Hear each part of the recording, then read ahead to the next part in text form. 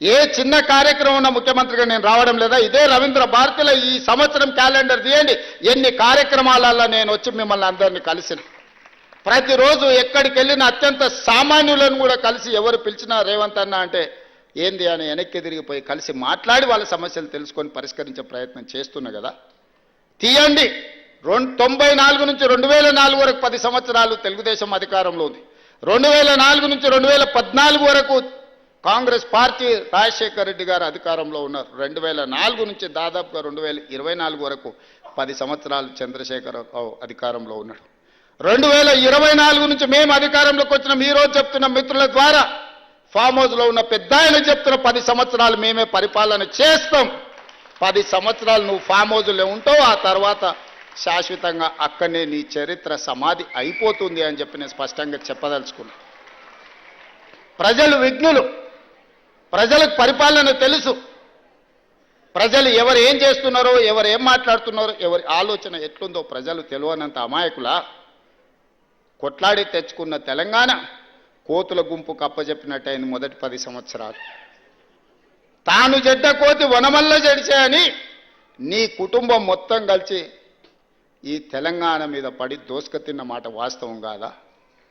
అందుకే ఈరోజు సూటిగా వారికి విజ్ఞప్తి చేస్తున్నా.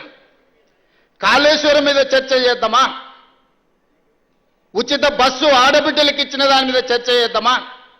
రైతు రుణమాఫీ మీద చర్చ చేద్దామా? రైతు బంధు మీద చర్చ చేద్దామా?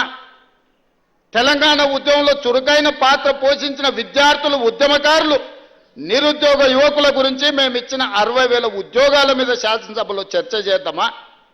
లేదా 30 సంవత్సరాల నుంచి ఎంతో మంది ప్రాణాలు వదులుకొని సాధించుకోవాలనుకున్న ఎస్సీ వర్గీకరణ మీద చర్చ చేద్దామా? 100 సంవత్సరాల నుంచి కులగణన జరగాలి. ఈ దేశంలో ఎంతమంది బలైన వర్గాలు ఉన్నారో ఈ దేశంలో పశు సంపదకు కూడా లెక్క ఉంది, కానీ మా బలైన వర్గాలకు లెక్క లేదు అని ఆవేదన చెందుతున్న సందర్భంలో దేశానికే ఆదర్శంగా నిలబడి తెలంగాణ రాష్ట్రం కులగణన మీద చేసిన దాని మీద చట్టసభలలో చర్చ చేద్దామా? దేని మీద చర్చ చేద్దాం? చంద్రశేఖరరావు గారు మీరు చెప్పండి అని నేను అడుగుతున్నా. నేను సిద్ధంగా ఉన్నా. ప్రతిపక్ష నాయకుడిగా మీరు సూచన చేయండి. మా నిర్ణయాలలో లోపాలు ఉంటే ఎత్తి చూపండి, సవరించుకోవడానికి మేము సిద్ధంగా ఉన్నాం. కానీ విద్వేషం వెళ్ళగక్కి నీ కోపాన్ని అంతా మాటల రూపంలో ప్రదర్శించే ప్రయత్నం చేస్తారు. ఆయన కళ్ళకు, ఆయన చూపుకు ఒకవేళ బలమే ఉంటే ఆయన కడుపులో ఉన్న విషంతోనే ఒకవేళ ఎదురుగున్న వాళ్ళని మాయం చేసేది ఉంటే ఈ పార్టీకి వేదిక మీద ఉన్న మేము ఎవ్వరం లేకుండా పోయేటోళ్ళం. అంత విషం ఆయన మాటల్లా కళ్ళల్లో కనిపిస్తుంది.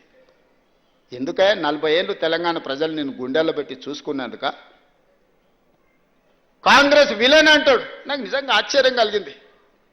కనీసము మాట్లాడే ముందు మనం ఏం మాట్లాడుతున్నాం, మనం మాట్లాడిన తర్వాత ప్రజలు ఏ విధంగా తీసుకుంటారని ఆలోచన చేయాలి కదా. మనకు విచక్షణ ఉంది కదా, ఆలోచన ఉంది కదా. మాట్లాడకంటే ముందు ఏం మాట్లాడాలనో ఆలోచన చేయాలి, మాట్లాడిన తర్వాత ప్రజలేం ఏ విధంగా తీసుకుంటారో కూడా ఆలోచన చేయాలి. మొట్టమొదటి విలన్, తెలంగాణకు విలన్ కాంగ్రెస్ పార్టీ అని ఎంత పెద్ద మాట అది. తెలంగాణ ఇచ్చినందుకు విలన్ అయిందా? మేము తెలంగాణ ఇస్తే 10 ఏళ్ళు నువ్వు తెలంగాణ ముఖ్యమంత్రి అయి దోసుకొని టీవీలు పెట్టుకొని, పేపర్లు పెట్టుకొని, ఫామ్ హౌజులు కట్టుకొని, ఇంటిల్లి పాది పదవులు అనుభవించి కాంగ్రెస్ ఇచ్చిన తెలంగాణలో నువ్వు లబ్ధి పొందినందుకు కాంగ్రెస్ విలన్ అయిందా? అంటే గింటే ప్రజలనాలే కాంగ్రెస్ ఏమన్నా అయ్యా మీరు తెలంగాణ ఇస్తే ఇగో ఆయన గట్ట తయారయ్యిండు, గిట్లా అచ్చోసిన ఆంబోతులు మా మీద ఎందుకు వదిన అని ప్రజలేమన్నా ఆవేదన వెలుబుచ్చారంటే అర్థం ఉంది. కానీ నీకెక్కడిది అర్హత మాట్లాడడానికి? అంటే ఆయన ఆలోచన ఎట్లుందో ఒక్కసారి ఆలోచన చేయండి. ఆగమైందంటుండే. ఏం ఆగమైంది? నీ కుటుంబం ఆగమైందేమో.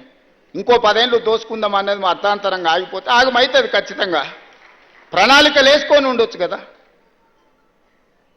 మంది పిల్లలకు ఉద్యోగాలు ఇవ్వలేదు, కానీ మీ ఇంట్లో మీ పిల్లల్ని ప్రజలు ఓడగొడితే మళ్ళీ దొడ్డిదారిన తెచ్చి చట్టసభలలో పెట్టలేదా? ప్రజలు చూస్తలేరా? అందుకే కదా మీ ఉద్యోగాల నుంచి తొలగించింది ప్రజలు మిమ్మల్ని. ఇవన్నీ చూసినాక ఓ పెద్ద మనిషిని ఏదో మాట్లాడుతుంటే చెప్పాడు, 100 ఎలుకలు తిన్న పిల్లి తీర్థయాత్రలకు పోయిందంటే నేను మొత్తం మారిపోయినా అని. వరంగల్ సభ గట్లుంది. చేసిన పాపాలన్నీ చేసి వరంగల్ పోయి నేను కడిగేసుకున్నా అని ఆయన అనుకుంటుండు. కడగలేదు, 101 పాపం కూడా అక్కడ చేసి వచ్చిన స్వామి నువ్వు. ఎందుకంటే కాంగ్రెస్సే తెలంగాణకు